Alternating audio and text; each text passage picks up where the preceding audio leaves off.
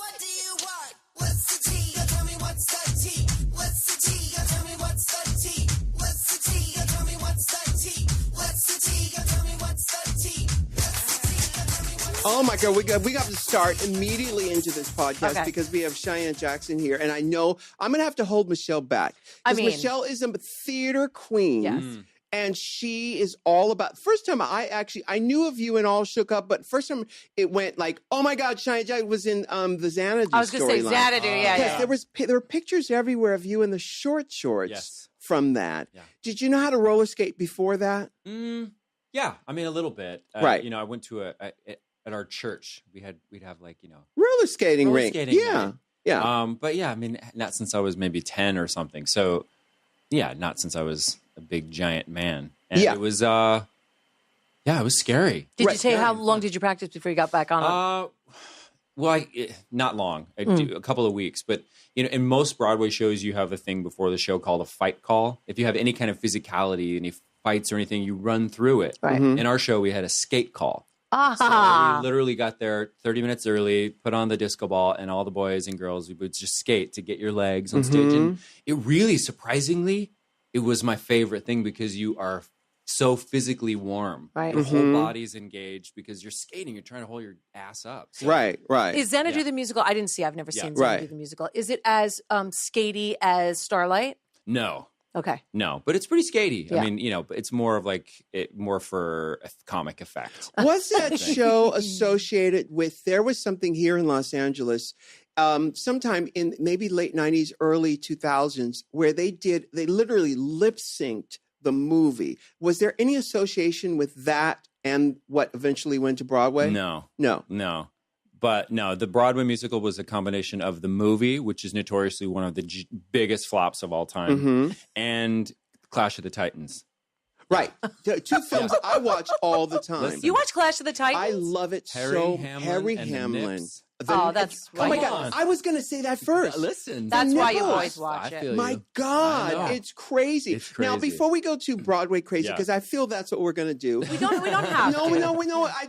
I need you to get this off your chest. No, I'm just sitting here. If you could, But we're going to do Broadway, Michelle. But I just want to say this. Now, if anyone who's ever taken advantage of the marriage laws for gays, you have taken advantage of it more than probably anyone because you've been married and divorced and you've been married again. Yes. Is that now? Tell me, is that the first thing people always ask you about?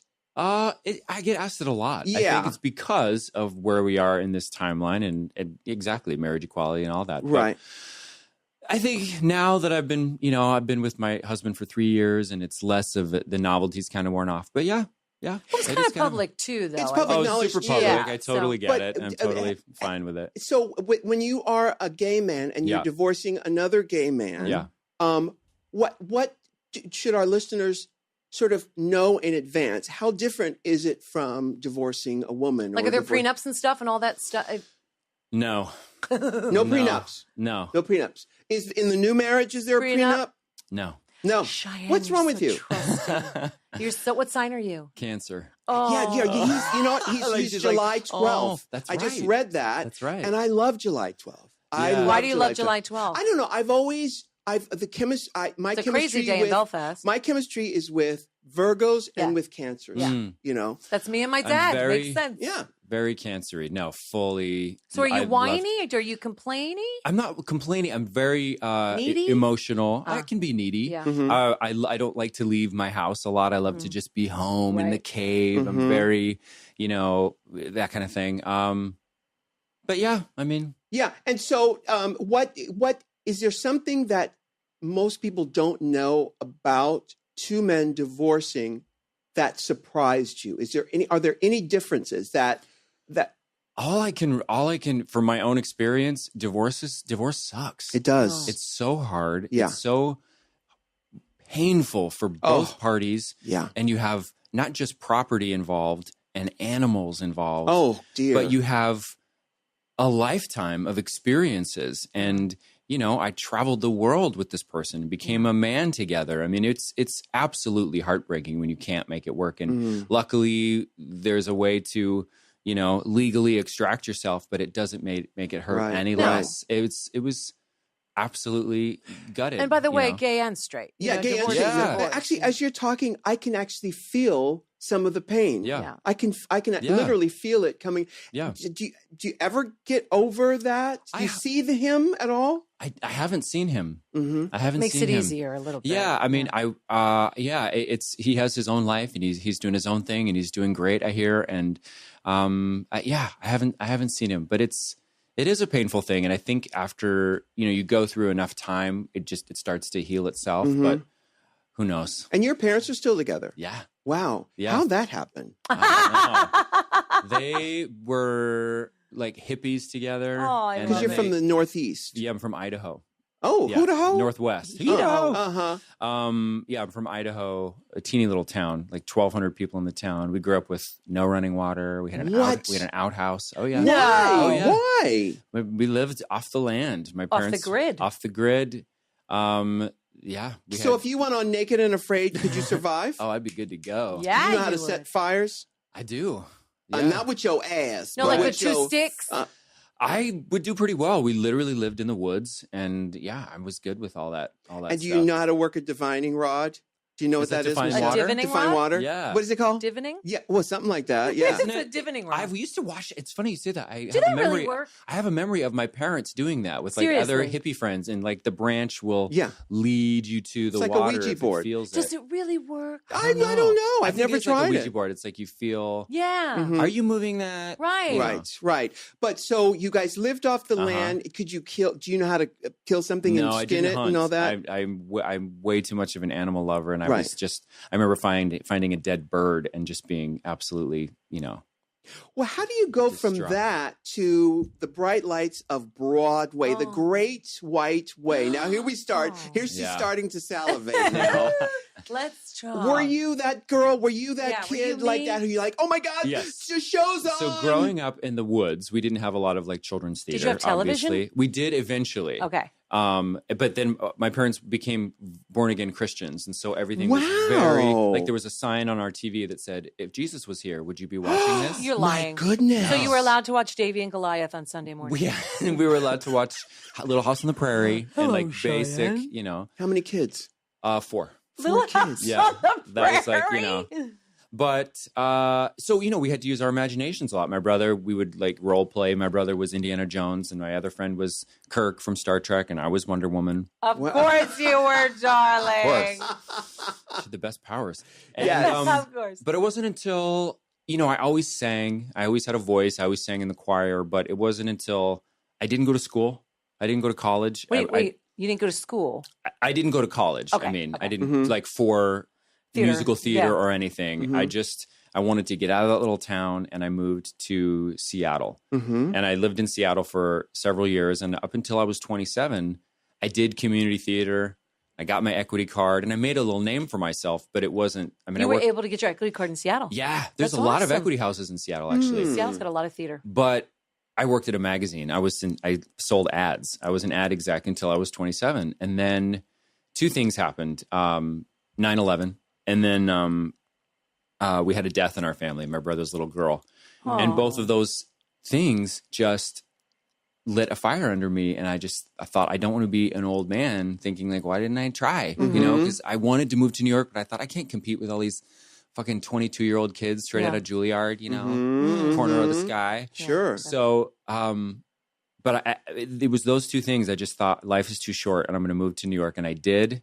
And I was with my ex-husband at the time. We were just dating. And I moved to New York, and my very first audition was for Thoroughly Modern Millie on Broadway. Wow. And I booked it. It was one of those things where... Did you understudied that, or did you... I did.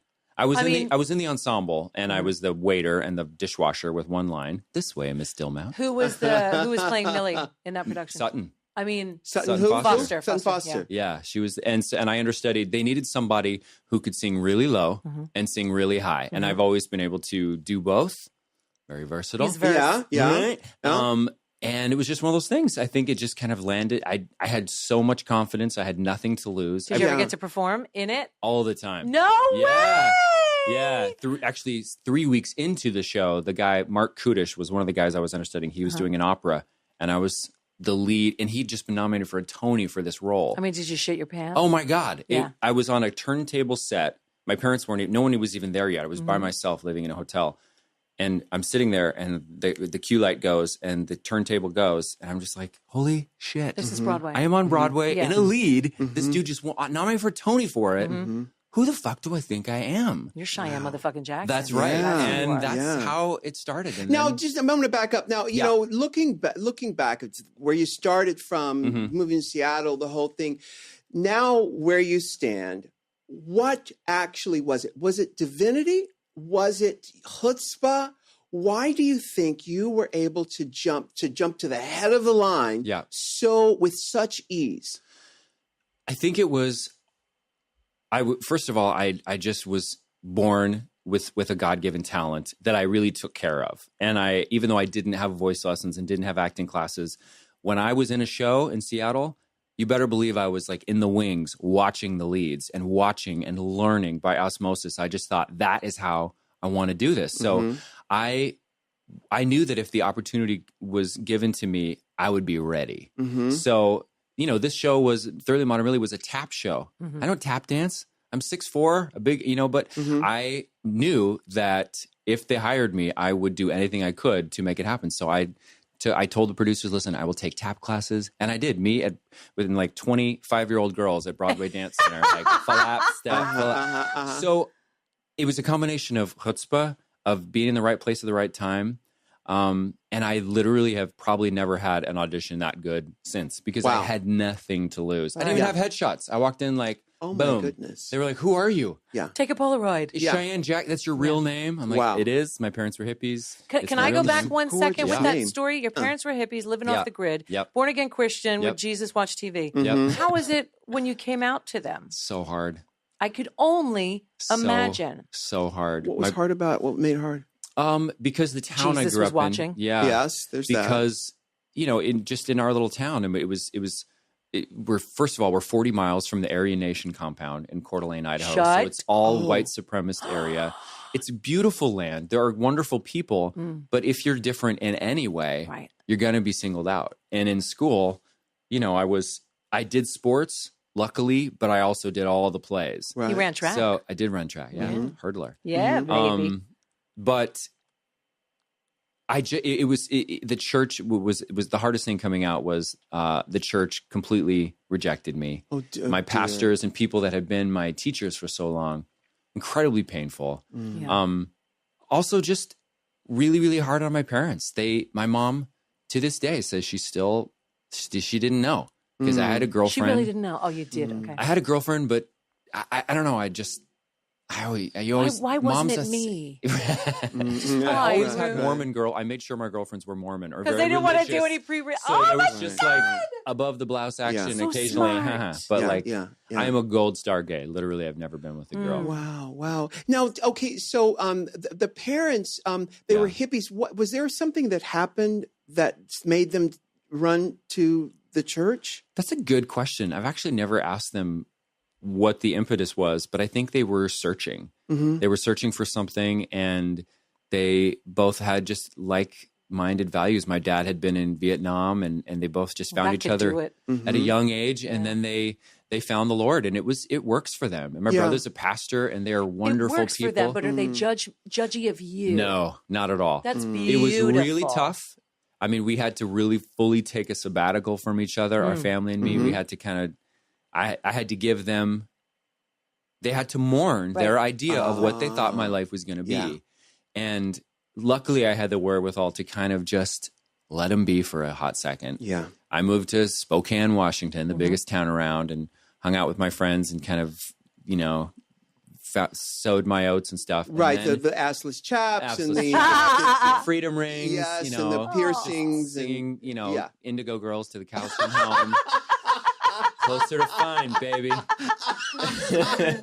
And then a few years, went by, really, not even. And we started to all talk again and just make, not that we didn't talk at all, but we had to take a break. And now, I've been out for 21 years. So they were. Now, just for my information, what's this Aryan Nation town in Idaho so I can say my black ass away from there? Okay, What's girl. it called? Gay black ass. Well, it's outside of Coeur d'Alene, Idaho. Coeur d'Alene. Yeah, Coeur d'Alene. Because I find myself in Wyoming a lot, and I just want to get and Idaho is right next door. Yeah, it's just right up to the left. I just want to make sure. Well, there's got to be activity in Wyoming too. Yeah, probably. There's some scary spots. You got to just be mindful. Yeah. But, I got fag written on my locker a couple times, and I definitely knew, like, even though I didn't even know yet, I knew that what other people were seeing in me was not okay. Yeah. It's probably because you're so goddamn good looking. Amen. That's probably part of it. You know what? Your brothers and sisters gorgeous too? Very attractive people. And they just as tall as you are? I'm the tallest. Yeah. And then my oldest brother, John, is just a little shorter. He lives in Seattle. And then my brother Chris, who's a pastor, he lives in San Bernardino, just a little shorter. And then my sister lives in Fresno. She's a kindergarten teacher. And she's not 6'4"? She's not, but she's tall. She's 5'8". Yeah. Well, bless her. Yeah. God. And so you make it to Broadway. Yes, you come baby. crawling back to Broadway. Thoroughly modern Millie. Thoroughly modern Millie. I want to hear all about this. We're going to take a break in a minute, but I just love the idea of someone following their dreams all the way to New York and it actually being a success. Because I'm sure you knew people who it didn't happen that way. That was one of the main reasons I was scared to go. Mm-hmm. People say, "Oh, you have something. You should really go and do it." I'm like, but really, practically, actually putting that into action, it was way too scary for me. So and you lived in a hotel. You bought a one-way ticket, moved to New York. You lived in a hotel for how long before you got the job? I got in 3 weeks. I mean, I still stayed in the hotel, but I was. But they don't pay anything on Broadway. I was asked to do a Broadway show many years ago, and they pay. They don't pay what you're used to. We were all going to get paid $250 per show on Broadway. Okay, that must have been 20 years ago. No, it was in 2000. Actually, it was the month before 9/11. Oh, I know what show that was. Yep. I was the month before 9/11. I went there. I auditioned. Even with a I name got the like job. You? It was a bunch of people in the show. Crazy. It was a bunch, and everybody got paid the same thing. $250 a show, 8 shows a week. Oh, that's insane. Yeah. That's insane. In the ensemble, I think my first contract for a chorus person understudying somebody, I think was like $1,300 a week. Is that how much is that a show? I don't have my calculator. I ain't good at math. I don't know. That can't be that. I mean, it's probably under 400. That's about $400 a show. No, it's less than that. Yeah, but he's a guy who's coming to chase his dream, hungry, just got it. Yeah, you're gonna take if they gave you potatoes. and a sack. Please, I would have. Yeah, absolutely. So it was.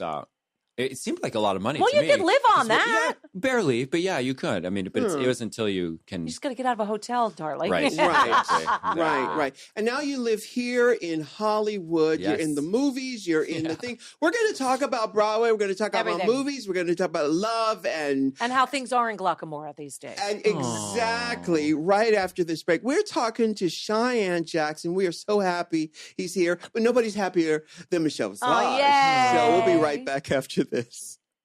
This episode is brought to you by Squarespace. Love Squarespace. Me too. Yes, making a website has never been easier, child. You can make a gorgeous website in minutes using their beautiful templates and their simplistic drag and drop platform. Now, I can understand that like nobody's business. Yes.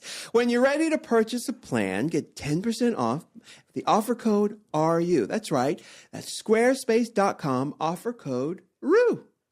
Ooh, girl, I love them curly clip extensions. Me too. Honey, they are unbelievable. Child, you ain't never lied. Now, Lana Boone has created these gorgeous hair extension clip-ins for people with curly hair and afro-textured hair. Yes. Now, it's not just black folks. A lot of people have different textures of hair, and these are perfection because they're 100% human, and they are so easy to put in. Girl, you got to get on over to curlyclips.com. Use the promo code RU to get $10 toward any purchase. And they come in the most beautiful box. And I have to tell you, she is not chintzy with her hair. No, ma'am. There are a lot of wefts up in this piece. Gorgeous. Go there right now. Curly Clips. Curly I Clips. love it. We are back. We're talking with Cheyenne Jackson. Michelle is over the moon. And you know what's the best part of it, Rue? Obviously, I have my idols. I have my people that I love. Who your people at? Where my people at? You know, my Bernadettes, my Patti LuPones, my Cheetah Riveras. But what's lovely about Cheyenne is that we've been friends on Instagram and Twitter, and he's always been so gracious and lovely. He's a fan of RuPaul's Drag Race, and it was like when he followed me, I was like, like showing my husband. Really? He's like. Yeah, I'm a fan. God. I think you're so talented. Not only that, you seem lovely, real, down to earth. You've been through some shit in the press and survived. Yeah. Like, to me, that's what I'm attracted to. Somebody who's a survivor and who's real. And you always seemed really real, and I love that. Thank you. Yeah, so that's what it was. And not just your talent. Thank you. You know, I was saying, Michelle and I were talking, that's what I love about social media, because for all the bad side of it, there is still there's this human connection that we're all craving, and there are people that you can find. You know, I've always loved both of you and loved your friendship and what you both bring to this business, and just always kind of felt like I would be friends with you one day, and then just kind of reached out. Try getting rid of me now, Sean. So that's what's so interesting about your story and going to New York and actually making it happen, is that you have some type of power that you somehow what you think and what you project out into the world actually happens, comes into fruition. And that works both good and bad. It's true. Yeah. You know, I do believe in manifesting things. I do believe that you need to speak things out loud.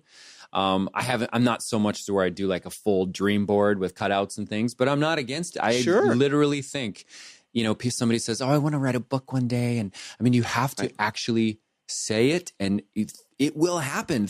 Crazy stuff happens in my life because I really manifested. When did you realize that? When did you realize you had that power? Broadway. When it happened, even though I was out of my mind, I couldn't believe I was on Broadway. But I definitely knew, like, oh, this doesn't happen for everybody like this. This is a special thing. Yeah. So I want to be present. I want to be aware while this is happening. And especially when I got my first big break, I played Elvis in All Shook Up. Yeah, when the big, That was when, you know, there's only one time. You'd be a great Conrad Birdie, too. But, thank you. You know, there was a billboard of my face in Times Square. Wow. Like 5 stories. That's right. Yeah. In those moments, I feel like you're either floating above your body, going like, that's happening to that guy.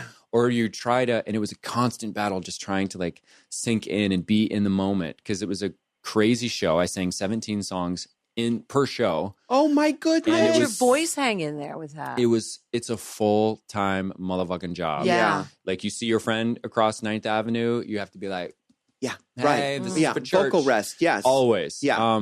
Everything is about health. Everything is about, and you know, I didn't do it perfectly because that was back when I was boozing and drugging big time. But you do what you can. How long that show run? Not long. 6 months. 6 months. Yeah. And do you have a favorite? My favorite Elvis song is "Honey, You Lied When You Said You Loved Me," but I'd rather go on hearing your lies than to go on living without you. What song is he so? What song is that? That's Are You Lonesome Tonight? Are You Alone? Yeah. What's your favorite Elvis song? Oh man. What was your favorite one to perform?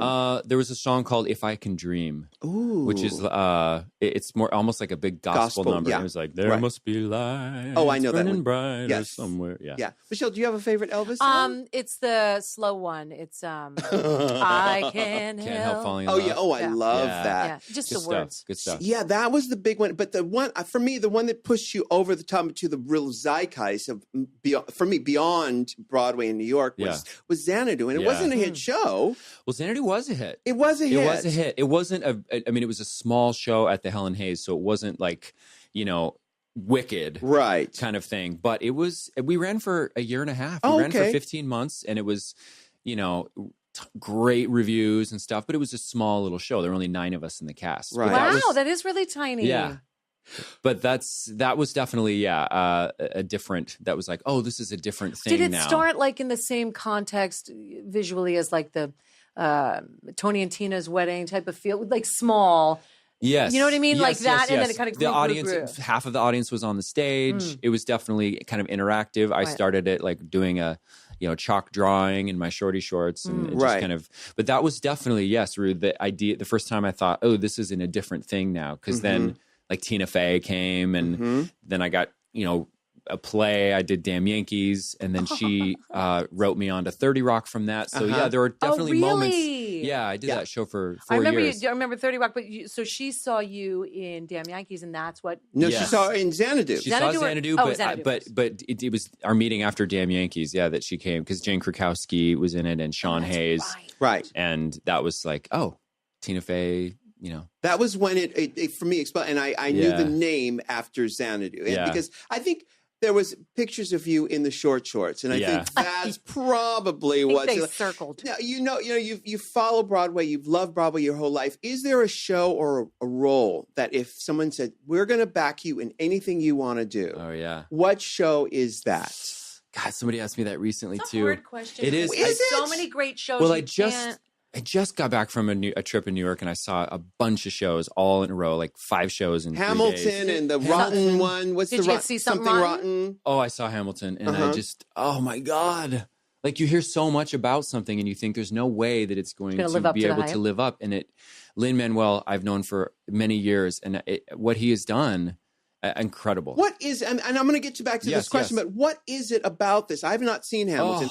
What did he do that it has everybody? No one's talked about a show like this since Rent. It's true. Yeah. But why is it so magical? You know what? I tried to go in with an open heart and an open mind, but I was just naturally cynical because I thought there's no fucking way it's going to be as good as everyone says. Right. And there are certain people in your life that you gauge things by. They're like, they liked it, and they're like, no, you'll see. And even then I was like, really? So I started it.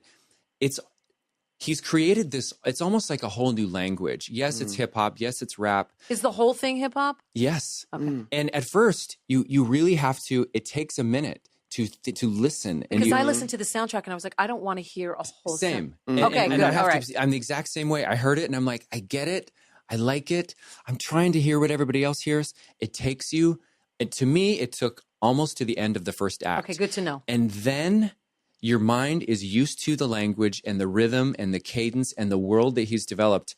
I'm telling you, something happened, and it is so overwhelmingly powerful. You're watching it at the end when the last song stops. It wasn't just like people were like, oh, people jumped out of their chairs and just like tears screaming out of their eyes. I've never experienced anything like it. It was really? just, yes. Well, I guess we'll have to go see Well, it. You I really wanna do need to see see it. it and experience it because it was incredible. I would love to do something in that. I mean, nobody would think of me for that, but something like that, something that that you really realize the power of theater and musical theater, which people can get down on. Me too. Sometimes I'm like, why are they singing? Right. Oh, because it's the best thing in the world. I know, but like sometimes, you get kind of sick of it, and I didn't want to do any more revivals and things, and I'm super like. Well, did you see something rotten? Did you see Curious Incident? Like, what did you go see? This time I saw Noises Off. Megan Hilty is one of my buddies, and she was incredible, so funny, and so many people in that. I saw the Fiddler revival. Please tell me how it was. It's beautiful. It's one of my favorite musicals. Honestly, Michelle, like Fiddler, you think, oh, I've seen it. Whatever. He's gonna. There's only one topo, honey. Yeah. Honestly, when they started, they excuse me. When Tradition started, they like did a Les Mis like slow walk towards the front. Goosebumps. I was yay! When they I saw it was coming. I was there a month too early. And I was like, oh man, no. It's one of my totally favorites. Great. And then I saw American in Paris, which was just a beautiful little that's a beautiful poem dance of a dance show. I wanted to kind of see everything across the board. It's funny you guys talk about the theater, and I usually get dragged to the theater. First of all, I like it. I don't set out to go see shows. I'm not a theater type person. I enjoy it when I see it. Right. My problem, and I've said this many times, is that the whole sing-song. What soundtrack were you playing in your dressing room just a minute ago? What was it? Something Rotten? Yes, that was something rotten. Yeah. And they were singing those songs. And we're in a room. There's a table right here. Yeah. And there's a candle on it right there. Like that. I don't like those kind of songs. Yeah. It's like, just say it already. No. Say it. I hear Do you you. have a favorite composer or a favorite, Kander and Ebb, or who are you? You like? You can't go wrong with Cantor and Ebb, darling. Yeah. Amazing. whose songs do you like? Because I've told people before, my favorite Broadway song, and I'm stalling so you can think of yours, is "It's a Hard Knock Life." I just don't think it gets any better than that's a great one of the best soundtracks ever. Great soundtrack. I call it "It's a Hard Knock Life," and everybody says it, but it's called "It's the Hard Knock Life." I disagree with you. No, it's called "It's the Hard Knock They Life." don't sing. That's more general. That it would mean like it's the hard knock life for all of us. No, that's the name of it because be, it was one of my dirty charades because I wanted to make it. It's the hard cock life, and I had to look it up and I thought, oh wow, it's the hard knock life. I didn't know that. There are so many composers that I've sung and loved. I mean, obviously. Sondheim has its Sondheim. Can you sing Sondheim? I can. Wow. Which one? What's your favorite? Let's go. Let's go. Oh my God! Here we go. I've never done a Sondheim show, but you perform cabaret a lot. And I mean, I've done. I've done Being Alive. Let's to be sing my. It together. Oh my God! My worst audition story of all time was with that song. I auditioned to play Hugh Jackman's understudy in The Boy from Oz. Oh. Okay. They needed somebody big and that could kind of do what he did. Oh, you could do that. And I thought, that's what I thought. Yeah. So I went in and it did pretty well. And then they said, can you let's do something out of your book. And in musical theater you have sorry, I have something in my throat. You out of your book, you mean out of your repertoire of songs that you normally do. Everybody has a book with like their go-to 5 songs that they can nail anytime. Right. One's an up-tempo, one's a ballad, one's a funny, one's a whatever. Yeah. And I had Being Alive. Mm-hmm. I had not sung that shit in so many years, but it was still in there. And I handed them my book and they were like, all right, let's do Being Alive. And you're like, oh. Honestly, I was like, somebody. And I waited. I was like, I'm sorry. I'm sorry. Can I do that again? And they're like, yeah, okay. And I was like, somebody. Excuse me, I'm coughing. It's so funny. Oh, my dear. The third time, I went, somebody. And they went, hold me too close. That's amazing. Yeah, it was terrible. I'm singing it next week. That's why I got You're very singing excited. that song. I'm singing right Being there? Alive, and I'm singing Not a Day Goes By. Yeah, and I got Not a Day Goes By is a good song. I just, the Sondheim thing, I don't understand his chord progression. It's so odd. We've talked about this before. My ear can't do that. It doesn't. I don't and know there's what a it's doing. section, not in Being Alive, but in Not a Day Goes By. I literally have to rehearse this song so much because he picks notes that normally would never go together. Yeah. They just don't make sense. It's atonal. My brain. Yes, but that's the most beautiful. And then the part, like in Being Alive, the only reason to sing that song is to get to the part where he says, but alone is alone, not alive. That's the reason you get to that song. So it's a build-up, and then you're, but alone is alone, not alive. You're just holding it, going, come through. But that's why you sing that song. Yeah, of course. And I do the Patti LuPone version, so it's not 20 years like Barbra Streisand. Yeah. And it's a lot easier then you get to it, and you can hear it. Yeah. But there are certain sections and all of Into the Woods you don't hear, except for Children Will Listen. Yeah. There's certain things, but to sing Sondheim takes focus. Yeah, a lot of focus. And the words, he uses so many words. Well, it's counterintuitive. Those notes are counterintuitive. They are. I just They're don't understand. not instinctive. I do love to listen to it, and I love it, especially Nancy Wilson and Peebo Bryson, I think, do a version of Loving You. Oh. Loving You. What show is that from? I don't know. Passion, maybe? It is. So I never saw Passion. It is Passion, yeah.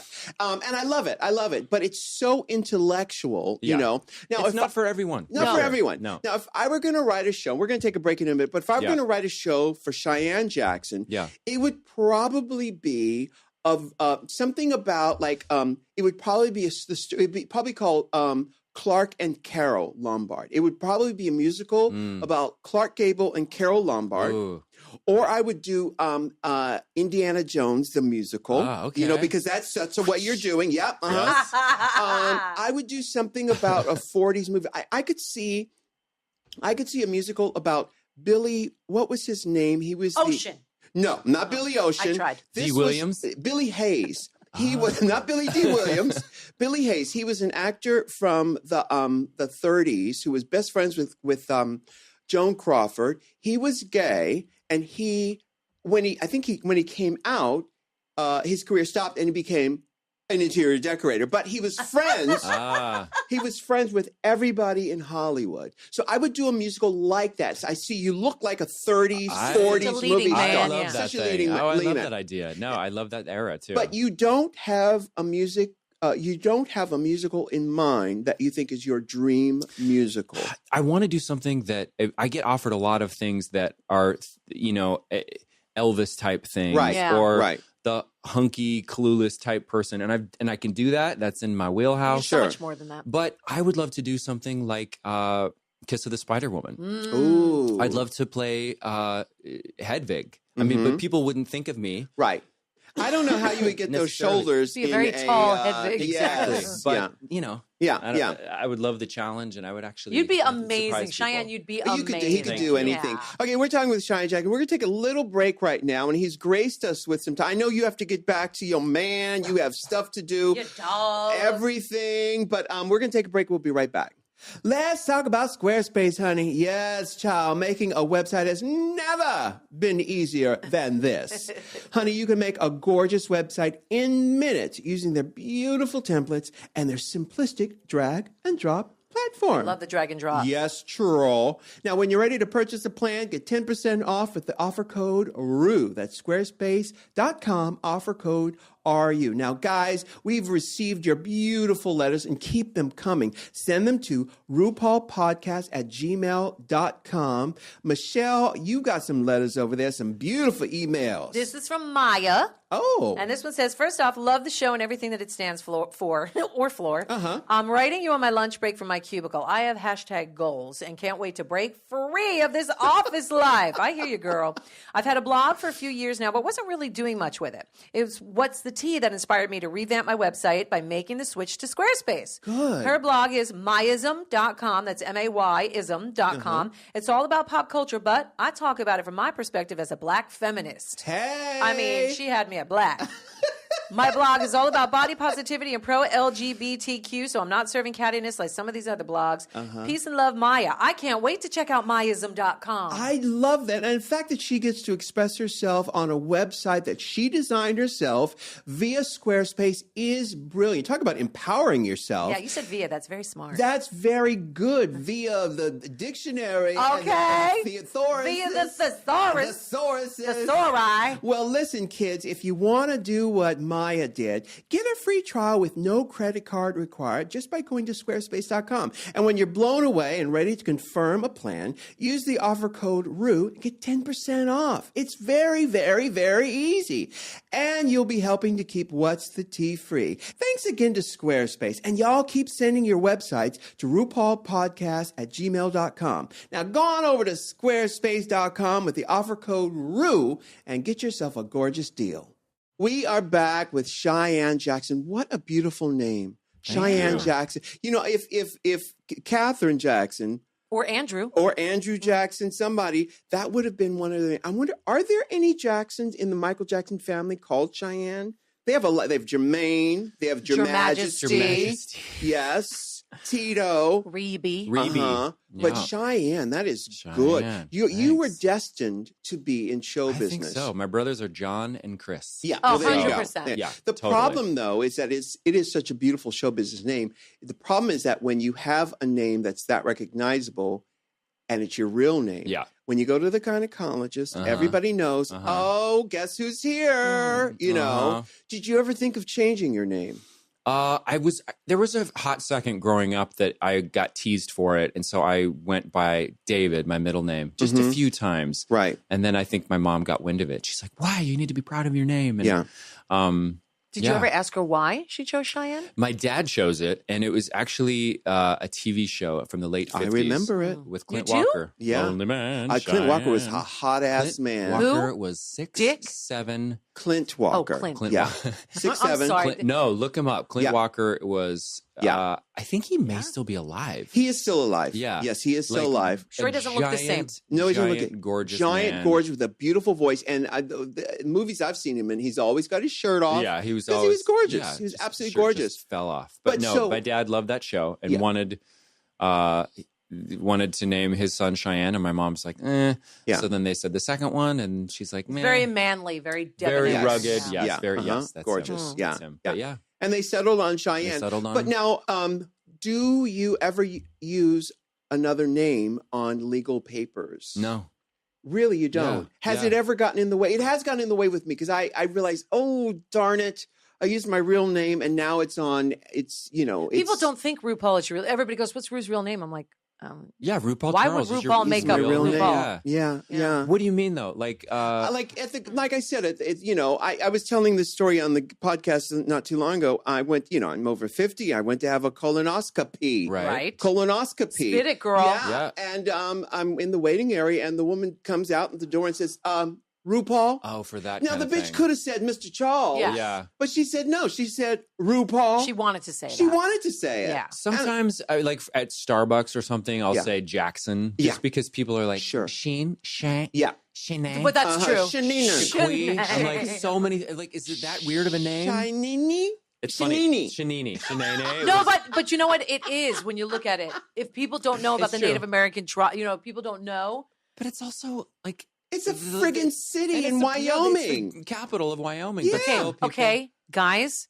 Most people don't make it to Wyoming in a That's true. lifetime. That's This true. is In true. fact, the people in Wyoming are fleeing Right. Wyoming. It's actually the least populated state in the union is Wyoming. Is it really? But that's why people go there to get Really? away. Wide open the people that spaces. I know, Jackson Hole is there, and it's a beautiful vacation. A lot of Hollywood types have Sure. Connie Stevens had a home in Jackson Hole. Sure. Stevens. Yeah, Connie Stevens. You know what's fun? Social media was funny just because every time there's a new one, it's me. It's always me and like 12 little black girls named Cheyenne Jackson who are Shut trying up. to find the name. And on Instagram, somebody took That's it. hilarious. So I had to do Mr. Cheyenne Jackson. I did get it on Twitter, but yeah, if you look up, it's me and literally like all these little. Cheyenne. I love that. Oh, me too, name. me It's too. great. It's Me too. great. So now, okay, so you do TV, you do Yep. movies, you do Broadway. Yep. You've been married and divorced once, married twice. That's right. And is your husband in show business? Yeah, in a way. I mean, he's very successful. He owns his own branding and marketing company. Ooh. Yeah. Can he do something for me? Yes. You got to work What, him, man. no, not without being too specific or giving away too much of Yeah. his business. What kinds of things would he do with, say, a Michelle Visage? Well, he can do so. I mean, right now he works for all of the different movie studios. So all the, a movie comes out and they need T-shirts or they need swag or something. He does like the Ellen DeGeneres. He does all the Ellen underwear. Oh, wow. Yeah, he started the company himself like 7 years ago, like literally cold calling studios, and it's become this. He works so hard, Oh, and I he's love so driven and amazing. And he so. sources the stuff out of China or India. Yeah, he has and factories all over the world Yeah. that he sources, and he has all these employees, and he has artists, and so he's in the business in that he works with the studios all the time, but he was an actor and a dancer at a time. But Oh, really? Yeah. Would we recognize him? I don't think so, but he worked. I mean, he went to NYU, and he also was like as a working actor here. He did Will and Grace, and did some shows, and he's talented. And Well, when you at Beautiful. dinner tonight, say, Yes. what would you do with RuPaul? Okay. RuPaul's got the Drag Con coming up in Pick his May. brain. oh, absolutely, You know. he would. That's the stuff he does. So, And, yeah. is it a scented candle? I have all the basic stuff, scented candles. I've got the T-shirts. I've got the headbands. He you does name it all. But, it would have to be something unique. Does he brand anything for Cheyenne Jackson? Not the little black girls, but the Oh my Broadway God, star. oh He my hasn't done like God. swag or anything for me yet. The closest thing is he did on my first solo album a couple years ago. Like for my family for Christmas, we all got like sweatshirts or something that he made. But How many solo albums do you have? I'm just now doing my second. Ah, Yeah, I've done all the Broadway albums and stuff, and I did a duets album with Michael Feinstein, my buddy who's a jazz oh my guy. goodness, I love him. What songs did you guys cover on that? Wait a minute. Okay, so that wasn't your solo. No, that was your yeah. duets album. Mhm. What? Okay, first I want to talk about Michael, and then I Yeah, want to ask sure. you what songs were on your solo. Yeah. What duets did you guys do? We did. He's lovely. He's one of my dearest What a friends and lovely. mentor and- Judge Judy married him. Oh, I know. And his husband. Yes. Did you know that? Can you? Did you know what I mean, Judy, I'm going to wait for you to do that. To marry you? Marry you. Oh, you mean Judge Judy to marry me? Yes. And George? Yeah. Well, yes. Yeah, okay. You know what Judge Judy's yacht is called? No. Her Honor. Oh, of course it is. Of course it is. Come on. No, what are the stuff we did? We did Broadway stuff? Some Broadway, and then just lots of, we did some Gershwin, Cole Tony Porter. Tennille, tapped No, into it was Tennille? more like standards. Well, yeah, but I really kind of tried to stretch him, and he did me. Like we did Indigo Girl song, we did The Power of Two. Yeah. But all just kind of using both of our sensibilities and your voices are gorgeous together. Yeah, it worked really well. And you have a solo album. Was that pop or was it? I did a solo album a couple years ago, actually, while I was going through the stuff I was going through. And that was just stuff I was writing. Cathartic. I'm friends with Sia. Huh? And we wrote some stuff together, and that was really just more for me to like dump and get some stuff out. And then the album I'm doing now, I'm recording it in March, is kind of stuff that I've been touring over the last couple of years. And it's everything from Besame Mucho and I love Americano and I Who Have Nothing. I do it big. Come on, Shirley Bassey. Totally. And I say in my show, I'm actually a perfect mix of Tom Jones and Shirley Bassey. Beautiful. So, I mean, those two. But yeah, I'm excited. It's fun. Wow, it's a fun that's great. Yeah. That's fabulous. So you got the husband, you're doing TV, you're doing movies, you're doing it all. Yeah. What haven't you done that you want to do? I mean, I'd like to write. write. Think about it. I'd like to write. Yeah. Yeah. You're in a book? Not a book, but a show. I'd like to write something for myself. I feel like you get to a point. I turned 40 this year, and I find baby, life starts at 40. By the way, baby, it does. I'm counting on it. Yeah. Things have just started to I'm like, I truly feel like I'm starting right now. Oh, trust me, it does. And it's the best decade so for men. good. It really I'm so is. excited for it. But yeah, I want to write my own material just because that's where we all know what we do the best, and you can do other people's material and you can be on shows, and I love being on American Horror Story and I love doing things, but stuff that your own sensibility. Right. Yeah. That's what I'd like to do next. Well, it's different too now because, there is a certain sensibility of the way things were. There's a vernacular, there's a sort of rhythm, but it's different. You mentioned American Horror Story. There is a certain different die has been cast because young people see things a certain way. A lot of times you don't have to spend as much time, like say the old standards, what's the thing that, not the preamble, but what's the part of the song that starts first and then it picks up the song part that we know? Well, there's the verse, the bridge, the chorus. Yeah, no, but in these Gershwin songs, there's that first part. little. There's a name for that. I should know that. I don't know what it's called. I don't know what it's not the preamble. Either. It's called there's a name for it. Anyway. Preamble's from the Constitution, but. Yes, exactly. I pledge allegiance. But, but as time goes on, there's a certain rhythm that changes. So your sensibility, your sensibility, having lived on Broadway for so many years, may not translate to young people. The way I see that when I'm going to break it down on American Horror Story, it doesn't resonate for me as well as it does for younger people. I need a little bit more. I understand that stuff going on I here. Understand that. There, it's all images, and there's not a lot of time spent on story per se. You know what I'm saying? No shade. It's called a preamble. You're right. Is it a preamble? Wow. How about that? Nice. I absolutely know what you're saying. So how do you know that your sensibility will work? Who makes that shirt, by the way? That's gorgeous. Hugo Boss, baby. Of course it is. Of course it is. Thank you. How do you know your sensibility will work? Are you concerned with what young people care about? Sure. I mean, but I don't know if it'll work, but I do know what I think is funny, and I think funny is funny is funny. I agree. And my very first show was 30 Rock. And I got to work, I mean, it was kind of the holy grail of comedy in terms of like rat-a-tat-tat, like you hit your mark, you're doing scenes with Alec Baldwin. And how and scary it's like, was that for you? Coming from nothing. Scary. You've never done a TV show. You don't know what you're doing, and you're walking into the best of the best. Yep. Fake it till you make it. Amen. I was prepared. I was open. I tried to be as malleable as possible, and I learned from them. And were they willing to help? Yes. Okay. But you have to really show up and prove that you're there to play. But I definitely, my very first day was the scene where I'm meeting Alec for the first time. So I had to act scared, which is very easy. Mm-hmm. And I walked up and I said my line, and I didn't know about hitting marks, and it was really technical and it was long, and I didn't want to look down, and I was a little bit too far over. And he put his hand, his big, meaty, hairy hand, and he just said, "You're in my light." And I just learned from him and from Tina just about comedy and about the musicality of the language. Right. And I feel like, I mean, who knows if what I create is going to be something that is going to, hit or people will understand. But only recently have I had conversations with people, and they like Todrick Hall, talking to Todrick, and he doesn't understand some of my references. I'm like, oh my God. I know. Weird. Yeah. But, the music of the comedy, I want to go back to that for a second. Sure.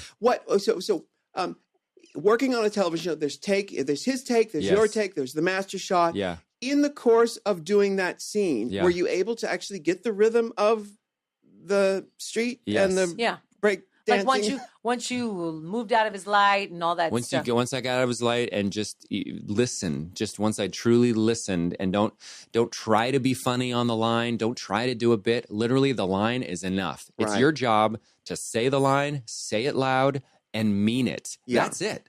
Yeah. And people add all this like stuff on stuff. Right. Really, the words are the funniest things if they're well written. So that's the key right there. It really is. You don't need all this bullshit added to it. If they're well written. Exactly. When did you feel that you found your own rhythm, your own voice? When did you feel that? Because you moved to Broadway. Yeah. You went into the show Thoroughly Modern Millie, and you did all that. Well, actually, who wrote that show? Who wrote, is that? Dick Scanlon wrote the book. Oh, Dick Scanlon. Yeah. And the music is Janine Tesori. Janine Tesori. She just did Fun Home. Oh, she did that too? Yeah. Janine Tesori has done many, many shows. Fun Home's amazing. Wow. I've never seen it, but I know the music. Well, I want to ask you about finding your own voice and your own rhythm. We're going to take a break right now. I'll give you a minute to think about this, but that is key to being able to sustain a career for years and years, and to know how to write the material that really suits you. We're going to take a break right now, but when we come back, I'm going to have Cheyenne Jackson answer this question. We're going to take a break real quick. Curly Clips is our brand new sponsor, and I just love this product, Michelle. It is fabulous. So many people have curly hair or Afro-style textured hair, and they need extensions. They need clip-ins. Well, the place to go is Curly Clips. Curly Clips. I love saying Curly Clips. With a K. That's right. Lana Boone has created this beautiful company with beautiful quality extensions, weaves. Yeah, clip-ins. Clip-ins. And it is beautiful. In fact, there's even a YouTube channel, if you punch in Curly Clips. With a K. With several Ks in it. But we don't want to get the NAACP up in here. Watch it. This YouTube channel shows you how to care for these curly clips, and they're just fabulous. In fact, you can get $10 toward any Curly Clips purchase by going to curlyclips.com and using the promo code RU. Here's the thing with Lana. She's a black woman with Afro hair herself. She developed it when she couldn't find clip-ins that matched her hair texture.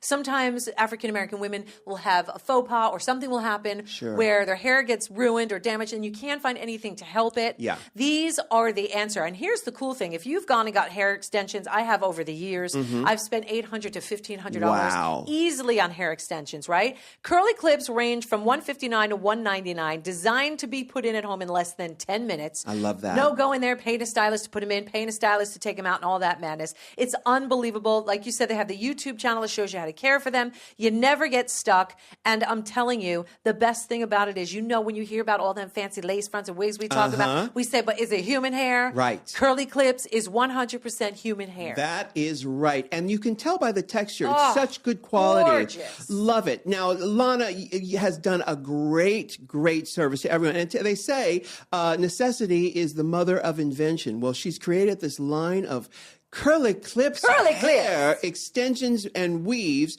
to make you look gorgeous. Go there right now. And of course, like I said before, you get $10 toward any Curly Clips purchase by using curlyclips.com Promo code RU. Yeah, no, these are the natural questions I want to ask people. You know, Michelle, you're Michelle, you're Joelle. I'm Michelle. You're Michelle. Yeah. And this is our natural pattern. These questions, I'm asking Cheyenne Jackson about finding your own voice, knowing what you sound like. And if you were going to have someone write something for you, or you're going to write something for yourself, knowing what you sound like. It's not an easy thing. It is not. And the first time that I did something in New York that I thought, oh, this is what I do. This is the thing.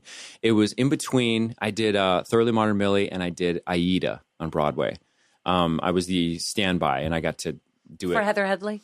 Yeah, right. But I got to do it with all of the Nubian princesses. Deborah Cox came in, all these amazing girls. Was it Taylor Dane up in there? Taylor Dane had just left. But Michelle Williams and Destiny's Girl. Child came in. But there was a show called Altar Boys, which was about a Christian boy band. Yeah. Mm-hmm. I did the very first readings of that before anybody did. I had to choose between taking Altar Boys off Broadway or the Elvis musical, All Shook Up. Altar Boys was my baby. And it was the first time, because I grew up Christian. I went on 3 mission trips. Wow. I was struggling with my sexuality. I was naturally built like a linebacker, but didn't want to play football at all. There was so much of it that I related to. And the comedy in it was kind of somebody who means well, but is clueless.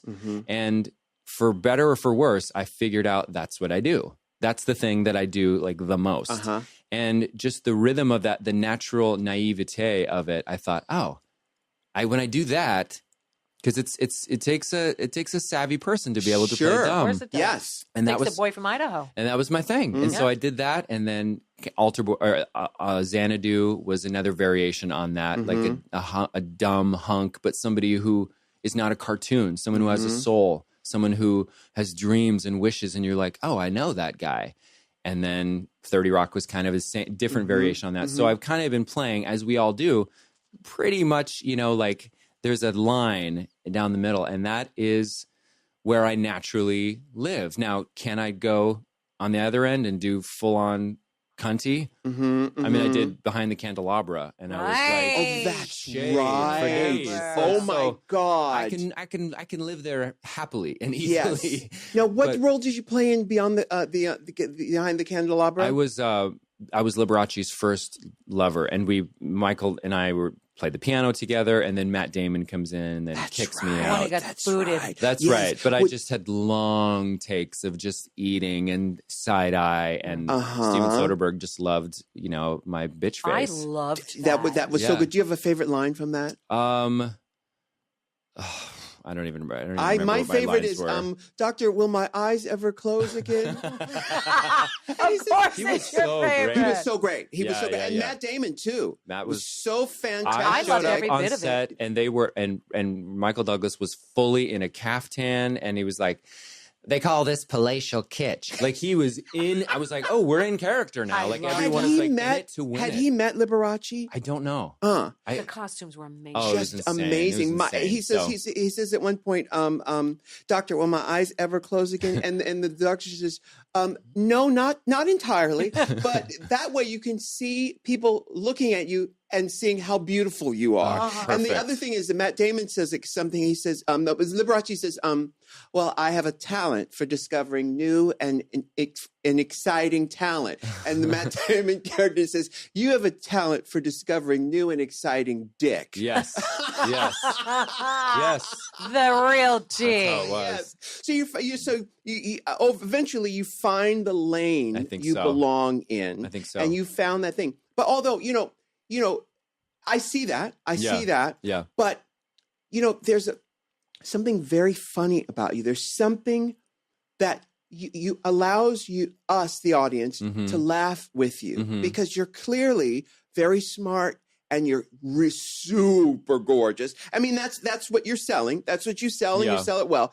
But that's why I keep going back to you playing a musical theater show about a 40s, 50s like Pillow movie Talk star or something. Yes, exactly. No, absolutely. Exactly. I've wanted to play Rock Hudson's story ever. Oh, wow. It that was would be kind of good. in the works at one point, and then it fell apart a couple of years ago. And no, that definitely like rat-a-tat-tat, Doris Day, you know, in on the joke, double entendre. It's so great. It's what I mean, and since you've been in show business and things have changed for gay people, how has it changed in the business? You're from the standpoint of someone who's going out getting work. Yeah. How have you seen it change in the time you've been a star? That's an interesting question, because I started working professionally at 27. So 13 years, I've seen it change a lot. It used to be just this thing you just didn't talk about. Even in 2003, it was still like publicists and managers and agents were like,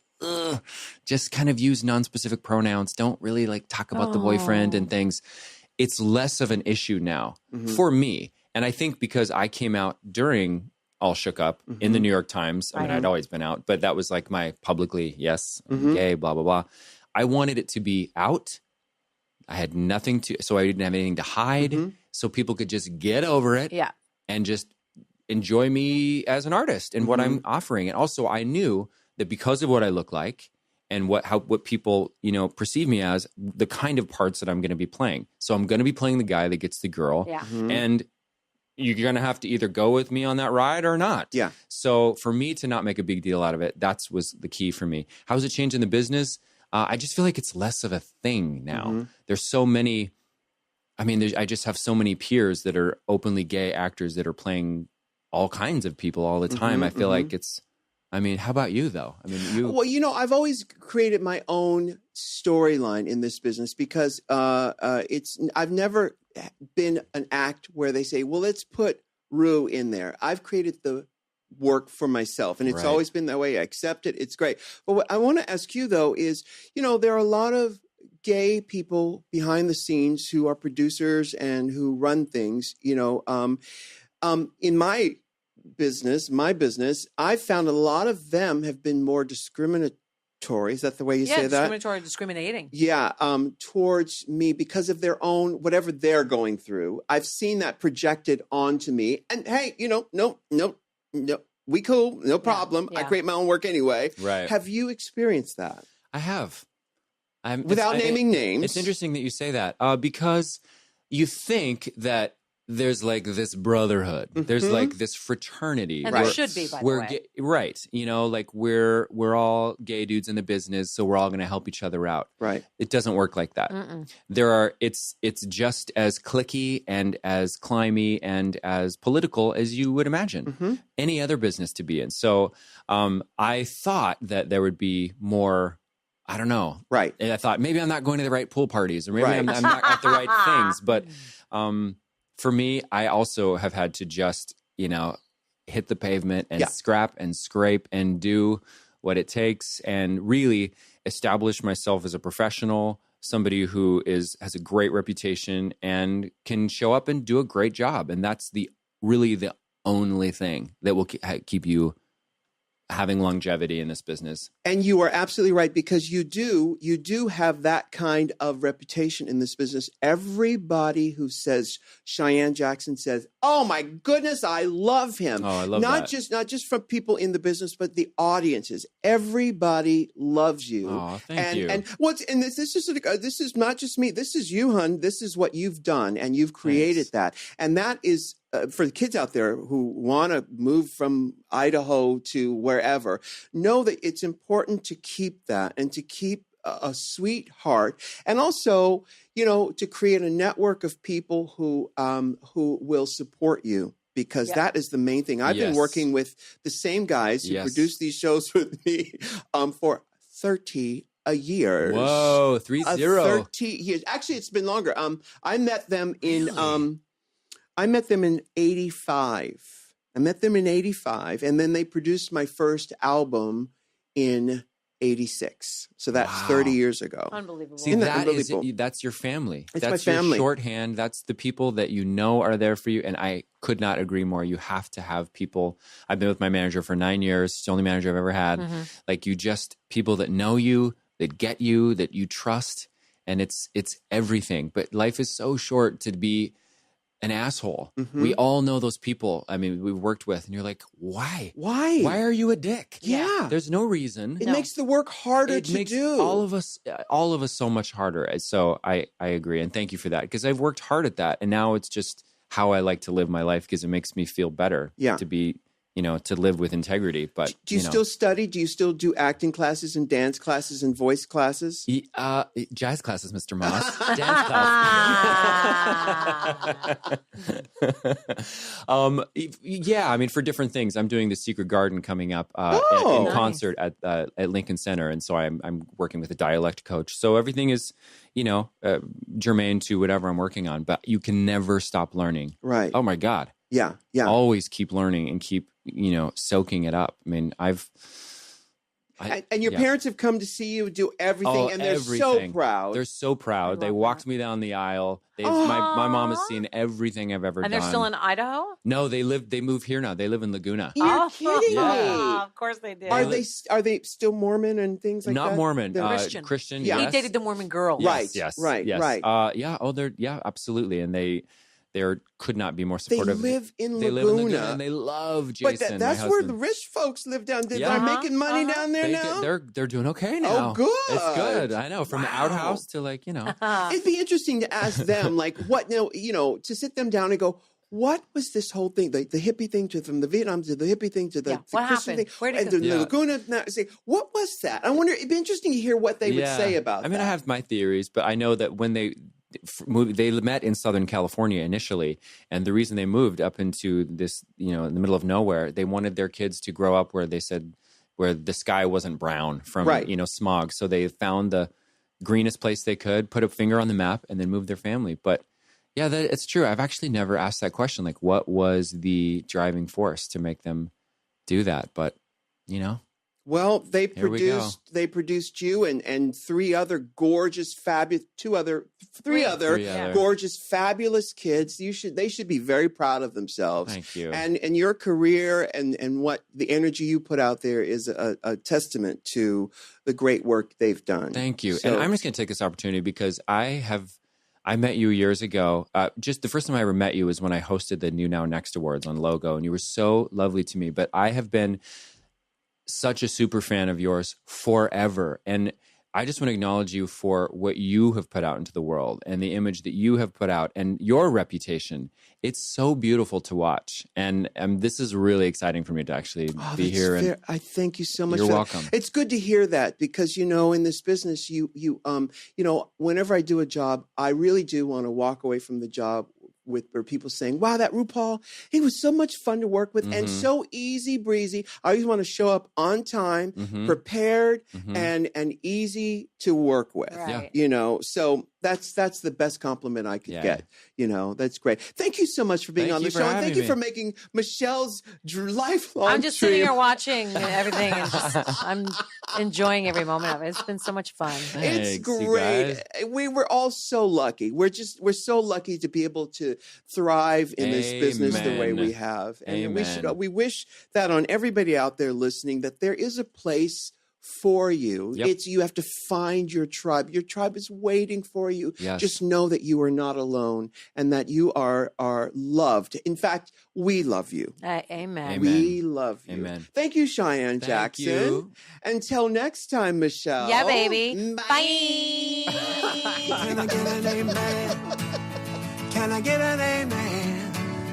If you can't love yourself, how in the hell you gonna love somebody else? Can I get an amen? And don't forget to subscribe on iTunes. If you can't love yourself, how in the hell you gonna love somebody else? Amen.